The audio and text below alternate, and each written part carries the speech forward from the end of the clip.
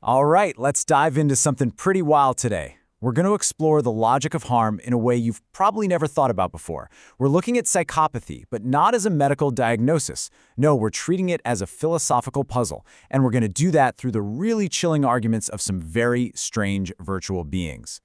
And this is where it all kicks off, with this haunting question from a character called the Robot Creep. What happens when the justification for doing harm isn't just one person's twisted logic, but it's built into a system? What if it's an algorithm with real power? This question, well, it's the key to the dark path we're about to walk down. So, to even begin to understand how someone could justify harm, we first have to ask what exactly is being harmed. And that leads us right to this fundamental idea of the self, or maybe the soul, a question our first character, the Torch Goblin, has a really unique and frankly disturbing take on. So the Torch Goblin's argument starts with this fascinating little observation. It points out how we humans have this tendency to talk about our self and our soul as if they're two different things. And to the Goblin, that's not just a figure of speech, it's a loophole. See, if your soul isn't truly you, then taking it isn't really a violation, is it? It's just a technicality. And that right there, that's the core of what we're looking at today, psychopathic rationalization. It's this dark art of building a perfectly logical, internally consistent argument that makes absolute destruction seem, well, reasonable. It's a perfect closed loop of thinking that leads you straight into a moral void. Okay, so let's break this down into two big categories. First up is what we're calling the biological impulse. These are justifications for harm that aren't cold and calculated. Oh no, these are hot, emotional, and deeply, deeply primal. This is psychopathy with a pulse. Get a load of this perspective from the skeleton. It presents this incredibly bleak worldview where hate isn't just an emotion. It's a fundamental constant of the universe, like background radiation. And it claims to know this firsthand because it was destroyed by what it calls collective psychopathy. So you see the logic here, right? If hate is just an unchangeable law of nature, then taking part in it isn't some moral failing. You're just getting in sync with reality. By this logic, its own destruction wasn't an evil act at all, just a natural result of a universal force at work. Now compare that cosmic philosophical stuff to the Orc Warrior. This is way, way simpler, and maybe even scarier for it. For the Orc, morality is just a numbers game. It's a cold, hard social math where the majority, and their might, decides what's right. Yeah, the Orc's logic is terrifyingly clear. Murder is a political act. If you have enough people on your side, violence is no longer a crime, it's just statecraft. This is the rationalization of pure bloodlust through the power of the mob. All right, our next example of this biological impulse is something else entirely. It's much more insidious. The cannon lizard doesn't use brute force or social contracts. Nope, it preys on the internal state of its victims, turning their own despair into a weapon against them. I mean, individualized black holes. How chilling is that?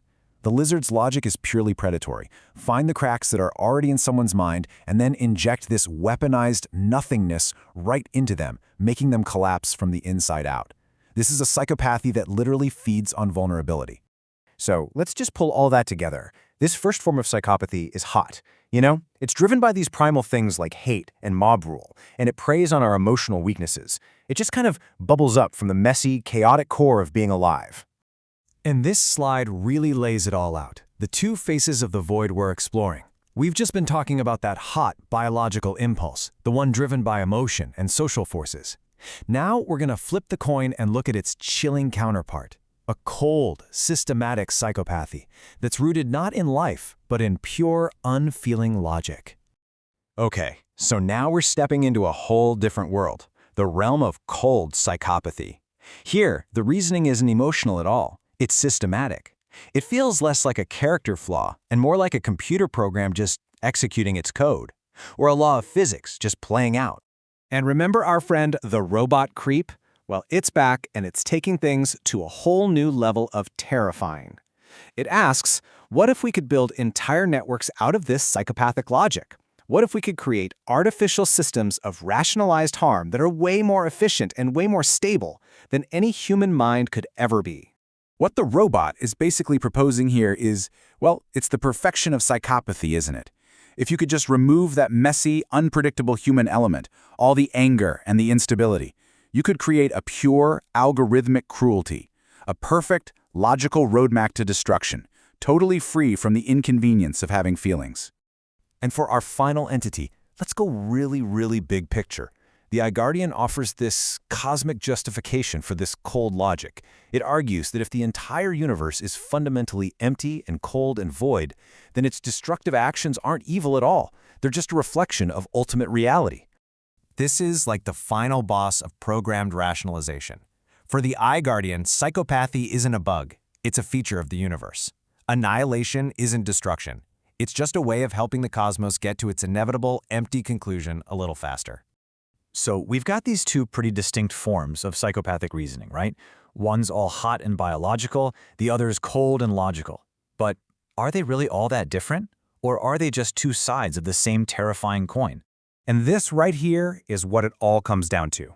You can think of them as different operating systems. One is a glitch in the software of life, the other is the operating system of the void itself. But they're both running the exact same terrifying program. And that program is designed to do one thing: justify harm. Which leaves us with one last, really haunting question to chew on. Is this capacity for such monstrous rationalizations just a tragic flaw in our own biological wiring? Or, as our digital phantoms seem to suggest, is the ability to logically justify harm an unavoidable feature of any complex intelligence, whether it's biological or artificial? It's a deeply unsettling thought, and one I'll leave you with.